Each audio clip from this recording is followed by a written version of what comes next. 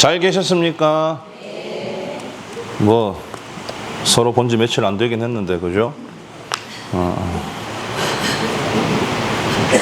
5분 앉아 있어 보니 어때요? 뭘 어때? 별 생각 없지. 이게 요런 식으로 5분 앉아가지고 대단한 도가 닦아지느냐면 그것은 아닙니다. 또 가만히 앉아서 숨 쉬는 일에 다짜고짜 집중을 하고 숫자를 세는 일로는 도를 이룰 수는 없어. 근데 왜 시켰는데요? 이게 도움이 많이 돼요. 도움이 많이 돼. 일상생활에도 도움이 되고 기도하는데도 도움이 되고 아이고 저걸 쭈그리고 나간다고 고생들을 한다. 저라면 안 보이는가? 뭐 하여튼 그렇다. 왜 도움이 되느냐? 보통 그러니까 자기 점검하는 거예요. 이게 내 마음 상태를 점검하는 것입니다. 5분 동안 가만히 앉아가지고 숨만 쉬면 되는데 자꾸 딴 생각이 난다든지 다른 감정이 든다든지 이럴 수 있단 말이에요. 보통 자기가 처한 상황이야 그게. 5분 동안 자꾸 생각이 나는 사람들이 있어. 딴 생각이 나요. 생각하지 마라 그랬는데 내 머리통이니까 내 뜻대로 제어가 돼야 되는 거 아닙니까? 내가 생각을 하고 싶다 하면 얘가 예 알겠습니다 하고 생각을 해야 되고, 생각하지 마 그럼 얘가 예 알겠습니다 하고 생각을 안 해야 되는데 이게 지금 지 맘대로 안 되는 상황이라면 문제가 있는 것입니다. 특히 가만 앉아 있는데 뭐 앞으로 어떻게 할까 생각이 난다든지 미래 계획이 자꾸 생각이 난다든지 이런 사람은 지금 앞날에 걱정이 있는 것이지. 그죠? 평소에 우리가 알아차리지 못하는 일상 속에서도 알게 모르게 자꾸 앞날 걱정 생각을 한단 말이에요. 안 해도 되는 생각인데 자꾸 반복해서 하다 보니까 안 해도 되는 걱정인데도 불구하고 하게 돼 있어. 그런 것을 이 5분 동안 앉아서 점검하는 것입니다. 내 지금 마음 상태가 어떤가 하는 거예요. 또 지나간 옛날 일 자꾸 생각하는 사람들이 있어. 지나간 옛날 일, 이미 지나가 버린 일. 그 사람 지금 평소에 마음이 과거에 가 있는 거예요. 거기서 못 나오고 있는 거예요. 그러니까 옛날 생각이 좋은 기억이든 나쁜 기억이든 그게 내 일상을 지배하는 것입니다. 내가 알아차리지 못하는 일상 시간에도 얘가 계속 그 옛날 생각하고 있어. 그게 아닐 것 같으면 내가 생각 안 해야지 하면 생각이 안 나야 될 거 아닙니까? 왜 5분 동안 가만 앉아 있으라 했는데 옛날 생각이 나거나 앞날 생각이 나거나 와 그러겠는 거. 또 감정도 그런 사람이 있어요. 가만 못 있겠는 사람. 꼴랑 5분인데 사람 미치겠어. 그냥 평소에 이 갑갑증이 있는 사람이에요. 평소에 가만 못 있는 사람입니다. 평소에 가만 안 있기 때문에 5분을 못 앉아 있고 속에서 뭐가 막 나오는 거야. 화가 난다든지 갑갑증이 난다든지 그냥 가만 못 있겠다든지 이런 사람은 평소에 정신이 산만할 가능성이 높아요. 또 어떤 사람들은 우울할 수도 있습니다. 우울할 수도 있어. 그런 사람들은 평소에 감정이 다운돼 있는 거예요. 아무튼 이런 식으로 고작 5분 동안 앉아서 숨만 쉬는 일인데도 불구하고 지금 자기 어떤 마음 상태라든지 심리 상태를 알 수가 있다는 것입니다. 그게 도움이 되기 때문에 시킨 거예요. 도 닦는 데는 큰 도움이 안 되지만 도를 닦는 보조적인 역할을 할 수 있습니다. 명상이라는 이름을 붙였는데 정식으로 스님들 참선 수행하듯이 수행하려면 방법이 달라요. 앉아 있는 것만 똑같고 하는 그게 달라. 그거는 이제 또 나중에 또 배울 좋을 기회가 있겠죠. 근데 그런 어떤 대단한 어마무시한 큰 수행이 아니더라도 고작 5분 동안 숨 쉬는 일, 숫자 붙이는 것만 하더라도 자신을 알아차리는데 그만큼 큰 도움이 됩니다. 그래서 지금 5분 동안 앉아 있으면서 들었던 생각이나 감정들을 바탕으로 본인을 평가하시면 돼. 내가 5분 가만 앉아 있어 보니까 지금 나는 상태가 이렇구나. 그게 지금 여러분들이 해결해야 될 내면의 문제인 것입니다. 재밌죠? 5분이 아무것도 아닌 것 같아도 매일매일 해보셔. 5분 앉는 거 아무것도 아니잖아요. 그죠? 아침에 할 일 다 해놓고 그냥 5분 가만 소파에 앉아서 해도 돼. 이거는 화두 들거나 참선하는 것처럼 큰 돌을 닦는 게 아니기 때문에 편하게 앉아서 해도 됩니다. 누워서만 하지 말고 또 구부정하게 하지 말고 앉기만 이런데 그냥 소파 이렇게 허리 펴고 앉으면 되잖아요. 이러고 테레비 이런 거 다 꺼놓고 아무 소리도 안 들리게 그러고 이제 숨 쉬어보는 거야. 숨 쉬는 일에 차분히 집중을 하고 숨을 내가 들이쉰다. 숨을 내쉰다. 요것만 하고 있는 거야. 요것도 집중이 안 되면 이제 숫자를 아까처럼 붙이고 하다 보면 자기 상태가 판단이 난다니까요. 정말 신통방통한 거야. 알려드렸습니다. 이건 뭐 대단한 것도 아닌데 지금. 자, 아무튼 그래서 이제 저 본론 합시다. 오늘 6월 초하루입니다, 벌써. 6월 1일이에요. 시간 정말 잘 간다. 그죠? 벌써 더워가지고 요거 이제 안 켜면 이제 못 살아. 들어오자마자 이거부터 켜야겠다는 생각을 했어요. 바람 들어오지도 않는데 창문 실컷 열어놓고 뭐 아무짝에 필요도 없고 벌써 더워졌다 이 얘기입니다. 벌써 여름이에요. 그렇고요. 그 여름도 여름인데 어제 5월 말일 날 사실 뭔 일이 있었다. 알고 계십니까? 어제 뭔 날이었는지 내가 안다. 5월 말일 아닙니까? 하한거 결제가 어제부터 시작이 됐습니다. 어제 하한거 결제일이었어요. 음력 4월 보름이었습니다. 항상 부처님 오신 날 하고 일주일 뒤에는 여름 한거가 시작이 돼요. 맨날 그렇습니다. 왜냐하면 부처님 오신 날은 음력 4월 8일이고 여름 한거 시작은 언제가 됐든지 간에 음력 4월 15일부터 시작이거든. 그리고 7월 15일 날 끝나요. 음력 7월 15일 날. 음력 7월 15일 날은 뭐 하는 날입니까? 백중. 우리 이제 신도들한테는 백중으로 알려졌지만 공부하는 스님들한테는 그날이 하한거 해제 날이에요. 여름 공부 마치는 날이에요. 그 말은 벌써 지금 백중이 석 달 남았다 이 얘기입니다. 금방이다. 금방이에요.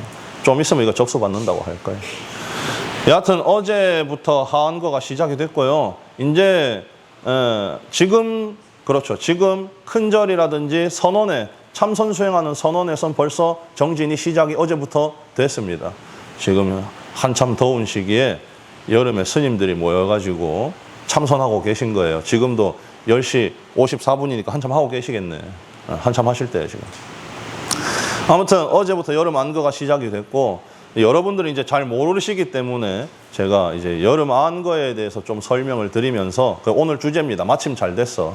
오늘 초하루기도 하지만 어제가 마침 하한거 결제일이었기 때문에 그래서 유튜브 보면 막 갑자기 안 보이던 큰 스님들 법문 영상이 우르르 올라왔을 건데 평소에 그래도 법문을 내가 찾아서 봤으면 유튜브가 그걸 보여줬을 것이고 평소에 내가 유튜브에서 법문을 안 들었으면 엉뚱한 거나 나왔겠지.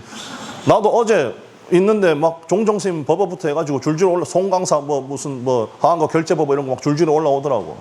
나도 어제 봤는데 여러분들도 보셨으리라고 생각합니다. 예, 보셔야 돼. 그래서 하한거에 대해서 여러분들께 오늘 주제입니다. 여름 안거 수행이란 무엇인가 이런 거예요. 먼저 여름 안거에 대해서 알 필요가 있어요. 이건 제가 주로 우리 보림사는 동안거 때 제가 설명을 많이 들었습니다. 동안거 기도 결제할 때라든지 한참 기도할 때 제가 안거에 대한 설명을 드렸어요. 원래 인도에서 부처님 살아계실 때는 부처님 인도 분이니까 여름에는 스님들이 돌아다니지 않고 한 군데 모여 살았습니다. 왜 그렇느냐? 인도에는 여름 석 달 동안 비가 와요. 우기가 있어, 우기. 그래서 돌아다니다가 사고가 날 수도 있고 여하튼 원래 스님들은 돌아다니면서 사는 것이 일반적인 삶이에요. 서정심이 잘못된 거야. 돌아다니면서 공부하는 것입니다. 왜냐하면 그래야 여러 마을을 다니면서 부처님 말씀 전할 거 아니에요. 그죠?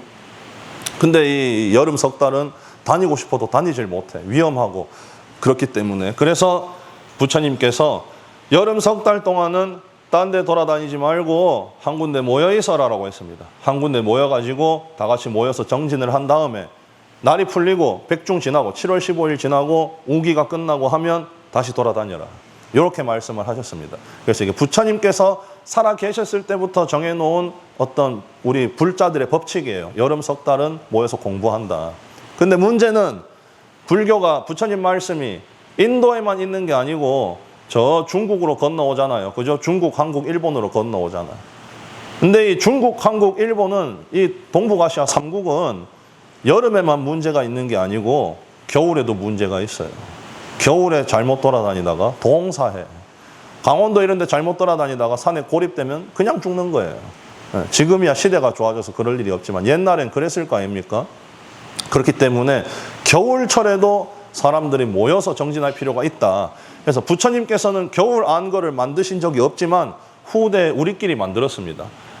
부처님 본래 만드신 뜻에 따라서 생각해보면 겨울 석 달도 스님들이 모여서 공부하는 것이 맞다. 이래서 중국하고 한국하고 일본은 1년에 안거가 2번 있습니다.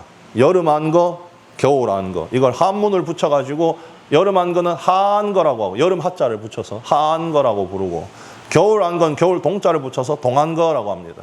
그래서 우리 동안거 100일기도 입제 이런 거 하잖아요. 그죠? 스님들 공부 열심히 하는 스님들은 여름 겨울 석 달 그렇게 큰 절에 선원에 들어가셔서 정진하시는 것입니다. 그 전통이 지금도 이어지고 있고 여름 안거는 어제부터 시작을 했다. 그래서 모여서 공부를 하는데 사실 부처님께서 이 안거 기간을 만드신 이유는 또 다른 이유도 있습니다.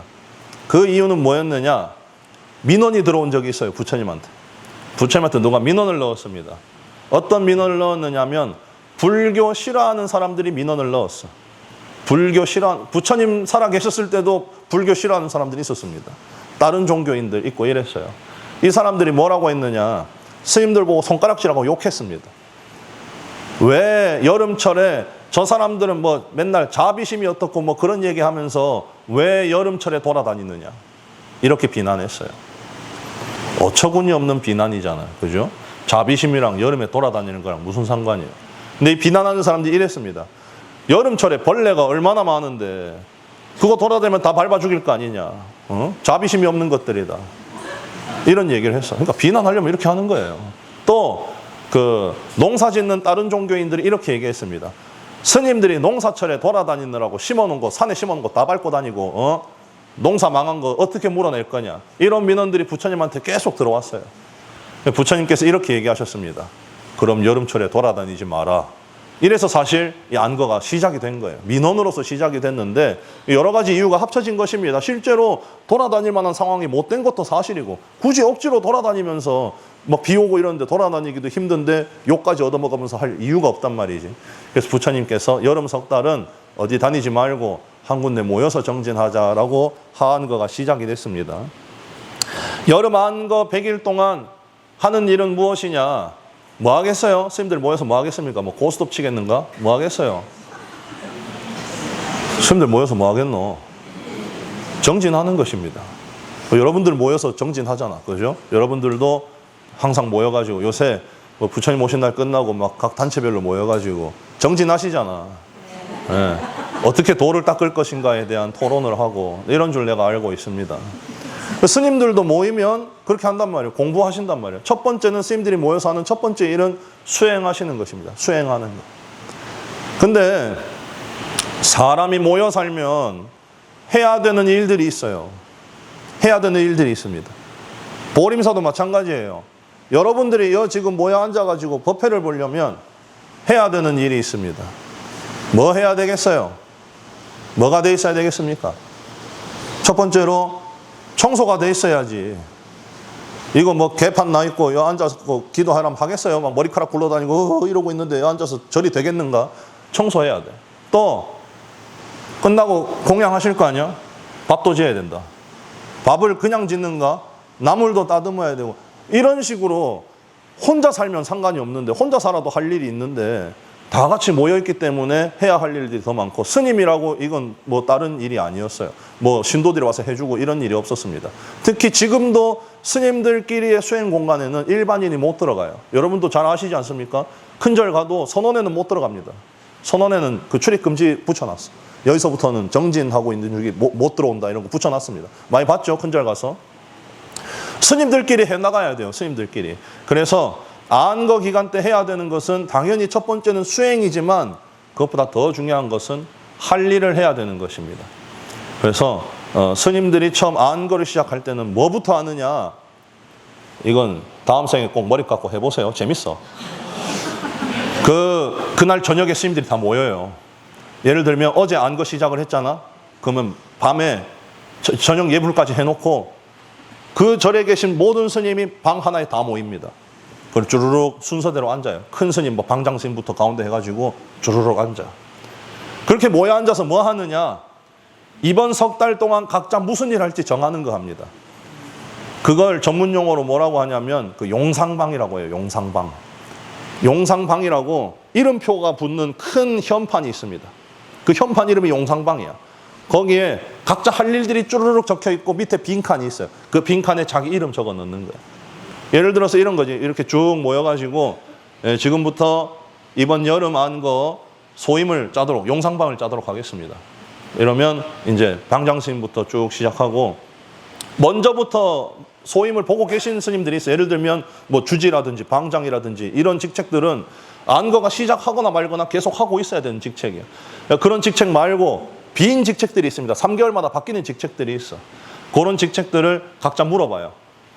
지금 공양간 올해 석 달 동안 공양간 일 보실 분 지원을 받도록 하겠습니다.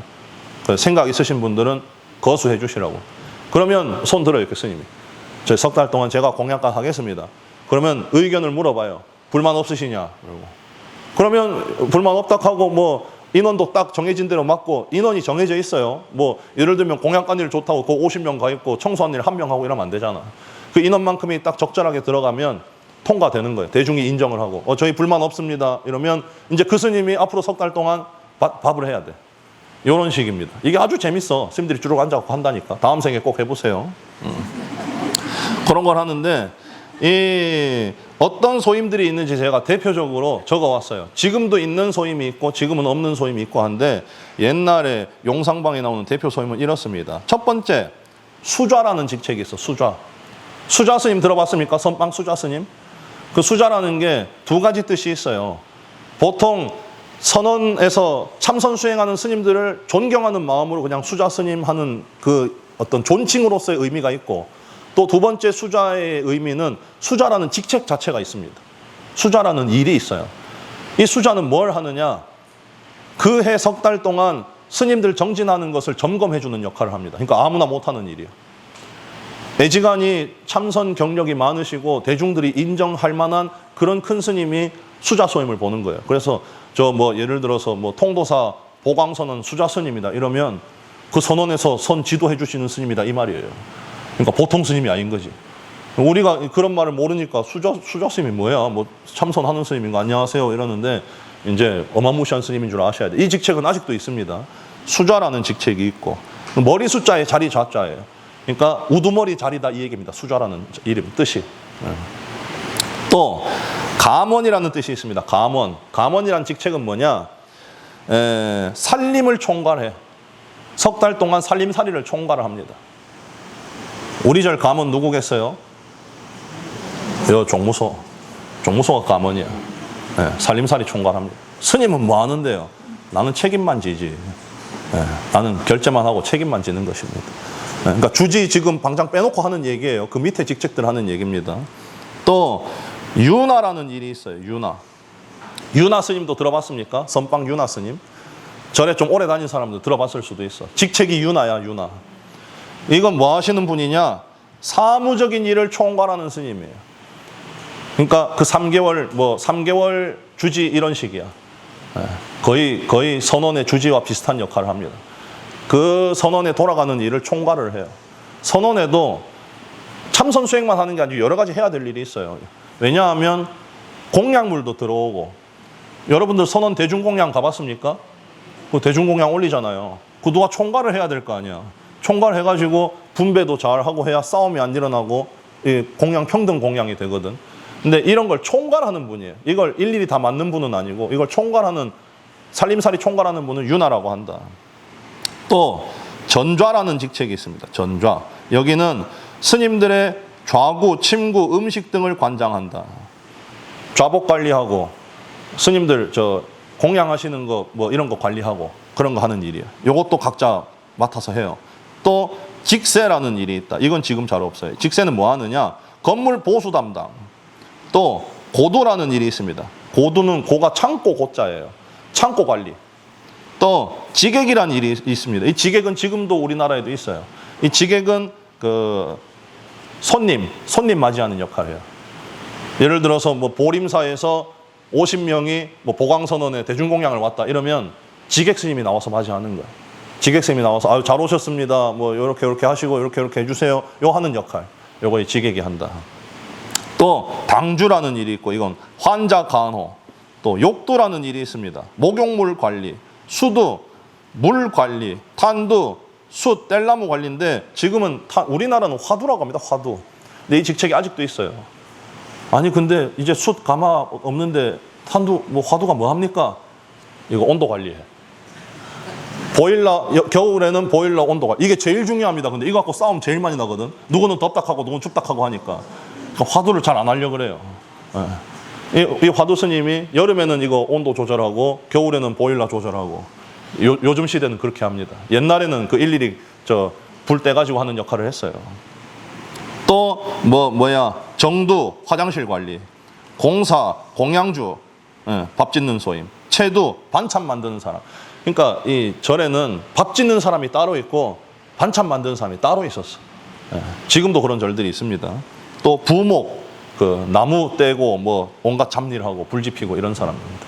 이런 일들을 석 달 동안 각자 손들어 가지고 할 거 하는 거예요. 근데 이게 스님들 정진하는 데 가보면 좀 재밌어요. 왜 그러느냐면 힘든 일이 있는데, 예를 들면 화장실 청소 이런 거 힘들거든. 그거 어른 스님들이 서로 하려는 스님들이 있습니다. 그걸로 자기 공부하는 스님들이에요. 그래서 그 스님은 어딜 가든지 그런 거 하셔. 화장실만 청소하시는 분이 계셔.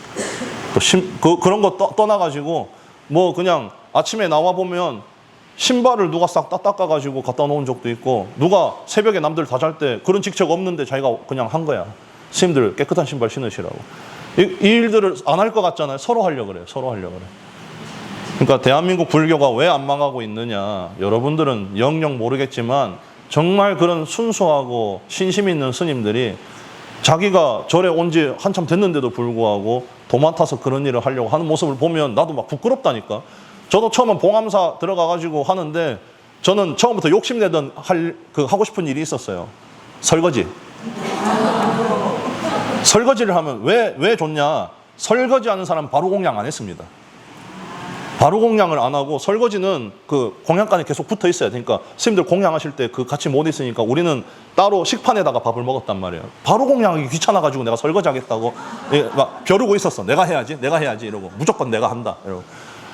근데 화장실 청소 담당이 나왔는데 나는 이제 처음 선원에 들어갔으니까 좀 긴장했어. 왜냐하면 어른들이 안 한다 그러면 내가 막내니까 내한테 돌아올 거 아니야. 잘못 걸렸다가 재수가 없으면 변기나 닦다가 3개월 마치게 생겼다 이러고, 제발 이러고 있었는데 한참 선배 스님이 손들어가지고 그냥 얘기하자마자 딱 손들어가. 내가 하겠다고. 그런 일들을 하시고, 그 스님이 막 새벽부터 나가가지고 변기 닦고 막 이러고 있었어. 그러고 정진 시간에 정진하시고. 나 많이 부끄러웠지. 나는 바로 공양 한번 빼먹으려고 설거지 하려고 기다리고 있었는데, 그 어른이 자기가 변기 닦겠다고 손들고 나는 뭐 하는 놈이야. 그러면 그래, 좀 많이 부끄럽고 이랬어. 출가하면 그런 경험들을 할 수 있어요. 그런 경험들을. 어른들이 서로 험한 일 하시겠다고 하는 거 보면 많이 부끄럽고 공부할 생각이 저절로 나고 이래요. 여하튼 그렇다. 그렇기 때문에 여름 안거 기간이라고 하는 이 기간은 단순히 그냥 도 닦는 기간이 아니고, 이런 식으로 저마다 해야 할 일을 맡아서 책임을 져야 하는 그런 것도 있는 거예요. 그러니까 조금 더 포괄적으로 얘기하면 이 수행이라는 게 무엇이냐라고 물어봐야 되는 것입니다. 결론적으로는. 앉아서 도만 닦는 줄 알았는데 사실 앉아서 도 닦는 게 거기서 제일 쉬운 일이야. 변기 닦아야 되고, 그 절마다, 그게 문제예요. 수각이 있잖아요. 수각 압니까? 절에서 물 나와가지고 큰 대리석 돌 이거에다가 물 퍼먹잖아요. 그거 가면 좋다고. 그것도 누군가가 닦는 거예요.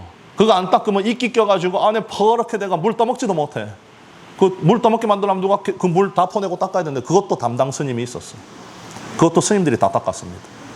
한번 날 잡아가지고 빡빡 닦아놓지 않으면 이끼가 껴가지고, 이끼 퍼는 것 안에 보이면 먹기 싫어 벌써. 그러니까 앉아서 도 닦는 게 제일 쉽고 오히려 살림살이 하는 게 더 어려웠단 말이에요. 그러면서 저도 그런 일을 해보고 또 배우기도 하고 한 결과가 무엇이냐, 그런 거 하는 와중에서 도가 더 많이 닦아지는 것 같다라는 생각을 해요. 앉아서 참선하고 하는 것보다는 자기가 맡은 일 해가면서, 설거지 더럽게 하기 싫은데 식판이 그냥 하루에 100개씩 200개씩 들어오고, 그러면 내가 이거 참선하려고 왔는데 뭐 이게 근데 그러면서 공부가 많이 내 마음을 내려놓고 내가 누군가를 위해서 내가 그릇을 똑바로 안 닦아 놓으면 다음에 스님들 공양하실 때 더러운 그릇에 공양을 하실 수도 있고 이런 생각을 하면서 살아가니까 오히려 그게 더 공부가 많이 됐던 것 같다. 결국 안거 기간에 하는 일은 전부 다 수행인 것입니다. 각자 맡은 일을 해가면서 도도 닦고 할 일 하고 하는 것이 다 수행이에요. 그 옛날 부처님 당시 부처님 살아 계셨을 때 얘기를 제가 들려드리겠습니다. 부처님 계셨을 때 이런 일이 있었어요. 어떤 스님이 있었는데 장염을 정말 심하게 걸려가지고 거동을 못할 정도로 알아 누웠는데 장염에 걸리면 장염 걸려봤어요? 설사가 계속 나와. 근데 거동을 못하면 어떻게 돼? 누운 자리에서 똥 싸야지. 근데 그 스님이 그러고 있는데 아무도 보살펴 주는 사람이 없었어. 근데 부처님이 지나가시다가 그걸 봤습니다. 그 부처님이 가셔가지고 그 스님을 붙들고 물어봐요. 자네는 왜 지금 이 상황인데 보살펴 주는 사람이 없는가? 이러니까 그 스님이 이렇게 얘기합니다. 제가 이 집단에서 맡은 역할이 지금 병이 드느라 없기 때문에 제가 할 일을 안 하고 남들을 위한 일을 안 하고 있기 때문에 남들도 저에 대해서 할 일을 안 해주고 있습니다. 이런 얘기를 합니다. 제가 대중을 위해서 할 일을 못하는 상황이니까 밥값을 못한다 이 말이에요. 밥값을 못하고 있으니까 대중들도 나를 안 쳐다본다. 부처님이 그 말을 들으시고 바로 물을 떠와가지고 그 똥 묻은 스님을 다 씻겨 본인이 직접 다 씻겨가지고 안한존자 불러다가 안한존자하고 부처님하고 둘이 그걸 다 씻겨가 옷을 다 갈아입혀놓고 눕혀놓고 한 다음에 스님들을 싹 다 모았습니다. 너희들 다 와봐라 그러면서 이런 얘기를 해요. 너희는 도대체 뭐 믿고 사느냐? 뭘 믿고 사느냐 너희들은. 예, 너희가 결혼을 해가지고 와이프가 있냐 자식이 있냐 뭐가 있냐 서로 돌봐줄 거 아니면 어떻게 너희들이 살아갈래? 너희들 누구 믿고 사느냐? 옆에 같이 공부하는 스님들 서로 믿고 살아야 너희들이 살아남을 거 아니냐? 이런 얘기를 합니다. 근데 어떻게 병 들었다고 자기 할 일 못한다고 처박아 놓고 네가 만약에 또 그런 상황이 돼가지고 처박혔으면 너희들은 어떻게 할래? 이게 지금 올바른 일이냐? 그래서 부처님께서 서로를 의지해가면서 살 생각을 해야지 누구는 일 하니까 밥 먹어도 되고 누구는 일 안 하니까 아프거나 말거나 관심도 안 주고 절대 이래서는 안 된다라는 얘기를 했습니다. 결국 절에서 수행한다는 게 뭐예요? 도 닦는 거예요. 도 닦는다는 거는 이 마음속에 욕심을 버리고 집착을 버리고 나 먼저 생각하는 마음을 버리고 또 어떤 생각을 가져야 돼요? 남을 챙겨주려는 마음을 갖고 내가 뭐 하나라도 더 할 수 있을까 하는 그런 자비심을 가지려고 하는 게 절에 다니는 이유야. 근데 절 다니면서 니는 할 일 안 했으니까 하지 마라 하고 나는 내 할 일 했으니까 이거 하자. 이거는 이기심으로 수행을 하고 봉사를 하는 것이지 절대 우리 절이 그렇다는 게 아니고 지금 경전에 나와 있는 얘기를 하는 거예요. 그럴 수도 있다는 얘기를 하는 것입니다. 절대 그래서는 안 되고 내가 손해본다는 생각을 하지 말고 손해본다는 생각 자체가 이기심에서 나온 거야. 뭐 계산한 거잖아. 머릿속으로 계산 굴려가지고 내가 이만큼 했으니까 이만큼 받아야지 하는 게 그게 손해 따지는 거예요. 왜 절에 와서 그런 일을 해? 뭐 하나라도 남을 위해서 내가 헌신할 수 있으면 그 기쁜 일이고 좋아할 일인 것입니다. 마지막으로 그 옛날 일본 스님 얘기를 내가 들려드리고 마무리하겠습니다. 옛날 일본에 도겐 선사라는 분이 계셨어. 도겐. 우리 발음으로는 도원이야. 도원 스님인데 일본 분이니까 일본식으로 불러야지. 도겐 스님이야. 1200년대 사시던 옛날 스님인데 이 스님이 참선하는 걸로 일본에서는 지금도 알아주는 스님입니다. 우리나라로 따지면 보조 진울 스님 포지션이야. 일본에서 도겐 스님이란 분이에요. 이 스님이 중국에 가가지고 유학을 했습니다. 중국 송나라에 가서 참선 유학을 했어요. 어느 날 송나라 제일 큰 절에 들어갔는데 나이 많은 스님이 땡볕에 이런 날씨 땡볕에 나와가지고 버섯을 널고 있었어. 버섯을. 그래서 물어봤습니다. 그 도겐 스님이 그 나이 많은 스님한테 물어봤어요. 이거 왜 스님이 하고 계십니까? 절에 젊은 스님들 다 어디 가고 왜 이거 노장님이 하고 계십니까? 근데 이 나이 든 스님이 이렇게 얘기했습니다. 이것은 내가 할 일이라서 내가 하는 것이지 이걸 누가 하느냐 이런 얘기를 했습니다. 그래서 또 이 도겐 스님이 또 여쭤봤어요. 아니 그러면은 해지고 나서 좀 시원할 때 하시든지 왜 인자합니까? 날 한참 땡볕에 왜 지금 한참 힘들 때 하십니까? 근데 이 큰 스님이 이렇게 얘기하셨어요. 지금 안 하면 언제 하노? 이랬습니다. 사실 별 얘기 안 했어요. 이 스님이 한 얘기는 자기가 버섯 넣는 일을 하는 게 자기 일이야. 그래서 내 일이라서 내가 한다. 이게 첫 번째고. 두 번째는 지금 해야 되니까 지금 한다. 이거였는데 이 도겐 스님이 여기서 큰 충격을 받습니다. 어떤 충격을 받느냐? 노장이라고 빼고 뭐 이런 거 없구나 이런 걸 깨달은 거예요. 그리고 또 자기가 맡은 일이라면 그렇게 대단한 일이 아닌데도 불구하고 타협을 안 하는구나. 버섯 넣는 일 그게 뭐라고 나중에 해도 되는데 타협 없이 땡볕이거나 말거나 하시는 거예요. 그 노장이. 그걸 보고 나서 일본에 돌아와서 책을 하나 씁니다. 여러 가지 책을 쓰는데 그 중에 하나가 전좌교훈이라는 책이 있어요. 그 전좌가 이게 살림살이, 절에서 살림살이 하는 스님들인데 그 스님들 어떤 마음을 가지고 살림살이를 살아야 되는가에 대한 내용을 담은 책이 전좌교훈이야. 세 가지 마음이 있어야 된다 했습니다. 이 스님이. 뭐가 있어야 되냐? 첫 번째, 기쁜 마음이 있어야 된다. 자기가 맡은 일을 기쁜 마음으로 해야지 그게 없으면 힘들어진다 이런 얘기입니다. 두 번째, 노심인데 이거 뭐라고 하느냐? 노부모를 모시는 마음으로 해야 된다. 일을. 맡은 일을 나이 든 부모님 봉양하는 마음으로 그렇게 해야 된다. 세 번째는 뭐냐면 큰 마음이다. 큰 마음. 큰 마음은 뭐냐면 내가 편가르지 않는 거예요. 내가 누구 마음에 드니까 더 해줘야지. 야, 넌 별로니까 뭐 슬쩍 지나가자. 이런 거 없는 거. 내가 할 일이라면 평등하고 공평하게 하는 거. 이걸 큰 마음이라고 합니다. 그래서 절에서 소임을 맡을 때는 첫 번째로는 기쁜 마음이 있어야 되고 두 번째로는 노심이라고 하는데 효심이야, 효심. 지극정성으로 해야 되고 세 번째는 평등한 마음으로 해야 된다. 이거 자체가 수행이 되는 거예요. 그래서 오늘 결론을 짓자면 안거가 시작이 됐는데 절에 와가지고 100일 동안 기도를 몇 명이나 할 것이냐. 기대도 안 합니다. 기대도 안 해. 왜냐하면 잘못됐다는 게 아니에요. 나도 이제 그 정도는 알아. 각자 할 일들이 바쁘셔. 그죠? 사회에서 맡은 일이 있단 말이에요. 집안일도 해야 되고, 스님같이 뭐 절에서 계속 살면 나도 100일 기도 하지 뭐 이럴 건데, 집안일도 해야 되고, 뭐도 해야 되고, 요새는 뭐 배우는 것도 많아요. 인제사 뭘 그렇게 많이 배워가지고 뭐가 되겠다는 건지 내가 잘 모르겠는데, 이거 배우러 다니고, 저거 배우러 다니고, 여하튼 시간이 없어, 시간이. 근데 생각을 잘못하면 안 된다는 것입니다. 절에 와서 내가 앉아있고, 연불하고, 절하고, 참선하고 해야 도 닦는 게 아니고, 이 100일 동안에 여러분들이 가져야 될 마음가짐은 어차피 스님들도 절에서 100일 동안 도만 닦는 게 아니라는 거예요. 청소도 하고 빨래도 하고 집안일도 하고 스님들도 다 합니다. 다만 스님들은 그것을 자기 수행으로 삼아요. 수행이라고 생각합니다. 앉아있는 것, 절에 와서 이거 하는 것만 수행이라고 생각하는 게 아니고 자기 맡은 일에 대해서 이 세 가지 마음을 가지고 하려고 하는 걸 수행이라고 생각을 해요. 이렇게 생각하면 여러분들도 100일 동안 절에 바빠서 못 오고 하더라도 각자 자리에서 다 수행할 수 있는 거 아니에요. 그죠? 집에서 밀린 집안일 하면서 그냥 아저씨 욕하고 자식들 욕하고 빨래를 이딴 식으로 벗어났네 하고 하지 말고 그 기쁜 마음과 공경하는 마음과 평등심으로 내가 안 하면 누가 하겠노 하면서 그 수행을 하시면 돼. 빨래하면서 수행하고 설거지하면서 수행하고 왜 수행을 못 하겠어? 우리가 어제 한 거 결제를 했기 때문에 이제 앞으로 석 달 동안 그런 식의 마음을 갖고 우리 석 달 한번 살아보자 하는 말씀이었습니다. 아시겠죠? 네. 마하반야바라미.